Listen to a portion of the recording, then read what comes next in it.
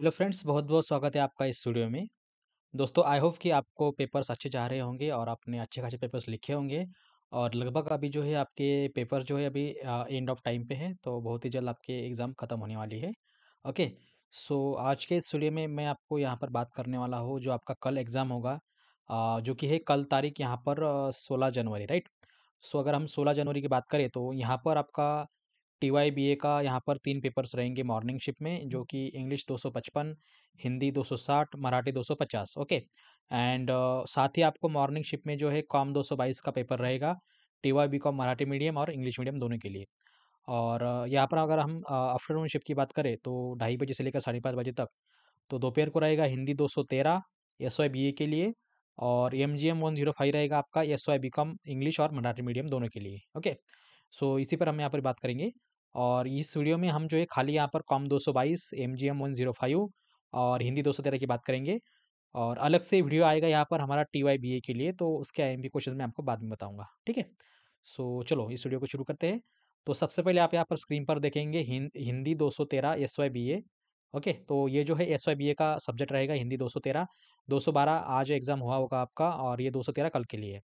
तो इसमें आपको जो है ज़्यादातर आपको जो है इसमें जितना भी जो कथा साहित्य होता है, ठीक है? उसी पे ऊपर आपको इसमें क्वेश्चन वगैरह आते हैं।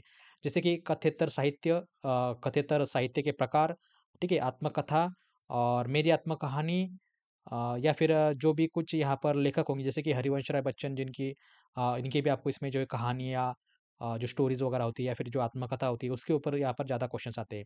तो इसमें आपको सब आपका यहाँ पर जितने भी आत्मकथा होंगी सबको पढ़ने की ज़रूरत है नहीं है।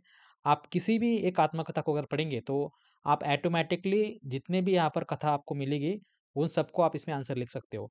आपको बस उनका नाम चेंज करना है, उनका परिचय चेंज करना है, और जो भी आपको यहाँ पर आपके मेन्स पॉइंट्स रहेंगे उसको आपको वो थोड़े बहुत चेंज करना है, बाकी सब इसमें सेम रहेगा। और इसमें क्वेश्चन आता है ज़्यादातर जीवनी के तत्व और जीवनी के प्रकार। जीवनी यानी कि आत्मकथा, ओके? काफ़ी कम लोगों को पता होगा ये बात। और प्रेमचंद जी का जो कलम का सिपाही जो कथा थी, ये भी आपको पढ़ लेनी है। इसके ऊपर आपको 2 या 3 क्वेश्चन हर साल आपको यहाँ पर जो देखने को मिलते हैं। उसके बाद डॉक्टर बाबा साहब अम्बेडकर जी का जो भी जीवनी है या फिर उनकी जो आत्मकथा है, वो भी आपको इसमें पढ़नी है। उसके बाद पत्र के तत्व, पत्र के साहित्य, पत्र के प्रकार, और जितने भी लेखक के प्रेमचंद जी का पत्र, जैनेंद्र जी का पत्र, डायरी के तत्व, और हिंदी डायरी। और डायरी के मतलब भी वही होता है, एक एज़ एक छोटा आत्मकथा ही होता है उसी लेवल का। उसमें यहाँ पर जो है उसका उसकी रेखा जो है यहाँ पर डायरी आपको बता दी गई है। उसके बाद जो रेखा चित्र रहेगा, संस्मरण रहेगा, हिंदी स्मरण रहेगा, और यात्रा वर्णन भी रहेगा, जो भी एक एक एज़ एक आत्मकथन ही रहेगा इसमें, और निबंध लेखन वगैरह, निबंध के प्रकार, उसके तत्व वगैरह, वगैरह, ठीक है? और निबंध के प्रकार जैसे कि भावनात्मक वगैरह जो होता है, ये सब इसमें जो है, या फिर क्रोध, ओके, निबंध साहित्य, ये जितना भी आपको इसमें रहेगा वो सब कुछ आपको जो इसमें लिखना है। बहुत ही सिंपल है, कोई टेंशन नहीं है इसमें, ओके। और ये हिंदी में मीडियम में है तो कोई टेंशन नहीं है इसमें। लगभग आपको जो आपको आता है वो इसमें आ जाएगा, ठीक है? कोई टेंशन नहीं है। आपको बस क्वेश्चन के जो आंसर है उसको आपको बस घुमा-फिरा के लिखना है। बाकी से फॉर्मेट आपको इसमें सेम रहेगा, ओके। सो आई होप आप ये समझे होंगे। अभी देखिए ये मेरे पास यहाँ पर पीडीएफ है, और ये भी आपको ऐप पर भी मिल जाएगी। जिसको चाहिए वो एप्लीकेशन से ले सकते हो, ओके। सो अभी चलिए हम आगे बढ़ते हैं। यहाँ पर हम अभी बात करेंगे एस-वाय बी-कॉम मराठी मीडियम और इंग्लिश मीडियम, ठीक आहे. तर एम-जी-एम 105 हा जो विषय आहे, हा मराठी मीडियमला देखील आहे आणि इंग्रजी मीडियमला देखील आहे. तर याच्यामध्ये बघा, मराठी मीडियमला तुम्हाला सेम प्रश्नपत्रिका असेल आणि इंग्लिश मीडियमला देखील सेम प्रश्नपत्रिका असेल. जसं की आता बघा याच्यामध्ये इंग्लिश मीडियम आणि मराठी मीडियम दोन्ही पण आहे. याच्यामध्ये बघा दिलेलं आहे तुम्हाला फॉर एक्झाम्पल आता जो हा विषय आहे एम-जी-एम 105 तर ॲक्चुअली हा जो आहे हा मॅनेजमेंट मार्केटिंगचा विषय असणार आहे. ओके. त्यामुळे याच्यामध्ये तुम्हाला सगळं काही नियोजनाचे टप्पे, नियोजनाचे प्रकार, नियोजनाचे घटक, नंतर बघा हेनरी फेयॉल यांची व्यवस्थापनाची 5 तत्व किंवा व्यवस्थापनाचे कोणतेही 5 तत्व सांगा.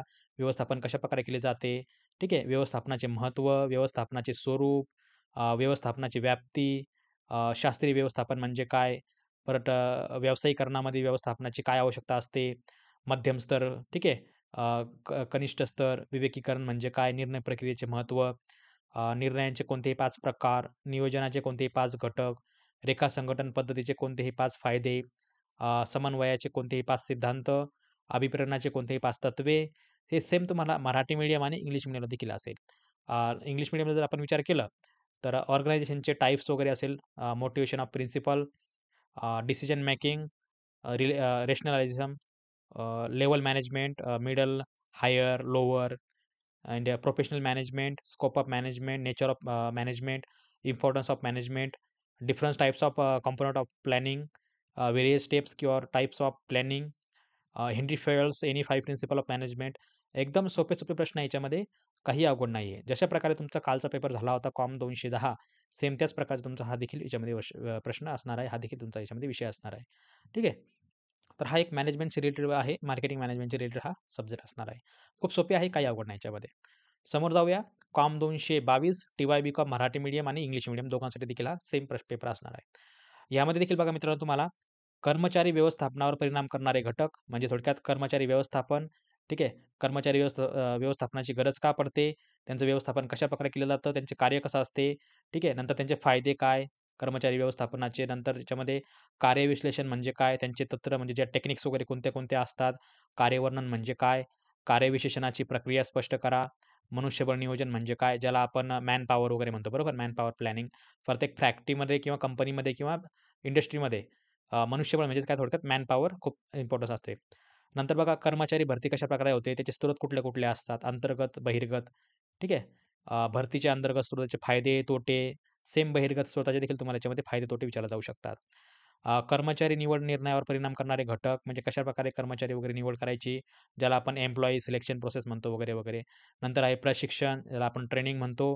नंतर आहे बघा ह्युमन रिसोर्स मॅनेजमेंट, मानवी संसाधन व्यवस्थापन, कर्मचारी निवड पद्धतीचे विविध टप्पे, परीक्षणाचे महत्त्व, importance of training, employee selection process, HRM, training, affecting decision employee selection process, merits and demerits of internal resources और merits demerits of external resources. या सेम प्रोसेस तुम्हाला याच्यामध्ये विचारल्या जाऊ शकतात. ओके. आता मित्रांनो बघा अशा प्रकारचे हे प्रश्न आहेत तुम्हाला जे उद्याच्या पेपरमध्ये नक्की तुम्हाला हेल्प करतील. आता आपल्याकडे याच्यामध्ये भरपूर पी-डी-एफ अवेलेबल आहेत. तुम्हाला जर पी-डी-एफ पाहिजे असेल ह्या आय-एम-पी क्वेश्चनच्या, तर बघा हे आपले ॲप्लिकेशन आहे. प्ले स्टोअरला उपलब्ध आहे. तुम्ही ह्या ॲप्लिकेशनवरती जाऊन तुम्ही लॉग इन करायचं आहे आणि चॅटमध्ये जाऊन ॲडमिनला मेसेज करायचा आहे. तुम्हाला जी पी-डी-एफ पाहिजे, तुम्ही त्यासाठी त्यांना मेसेज करायचा आहे. ठीक आहे. तर तुम्हाला जी कोणती पी-डी-एफ पाहिजे असेल, एम-जी-एमची पाहिजे असेल, कॉमची पाहिजे असेल किंवा उद्याच्या होणाऱ्या पेपरची किंवा परवाच्या पेपरची, कुठल्याही पेपरची तुम्हाला पी-डी-एफ पाहिजे असेल, तर तुम्ही यावर मेसेज करू शकता. ठीक आहे. तर हे आपले ॲप आहे अवेलेबल प्ले स्टोअरला आणि iPhoneवाल्यांसाठी बघा ios.etutalk.in हे याच्यावरती अवेलेबल आहे. तुम्ही यावर देखील लॉगिन करू शकता iPhoneवाल्यांनी. आणि परीक्षेचा अभ्यास हे आपलं Android ॲप्लिकेशन आहे. हे प्ले स्टोअरला पण उपलब्ध आहे आणि याची लिंक देखील तुम्हाला व्हिडिओ डिस्क्रिप्शनला दिलेली आहे. त्यावर तुम्ही क्लिक करून घेऊ शकता. आणि सोबतच बघा हे आपलं YouTube चॅनल आहे. तर सर्वांनी आपलं YouTube चॅनल सबस्क्राईब करून ठेवा. यावर नवनवीन अपडेट्स वगैरे संपूर्ण काही तुम्हाला याच्यावरती वेळोवेळी आणि डेली याच्यावरती मिळतात.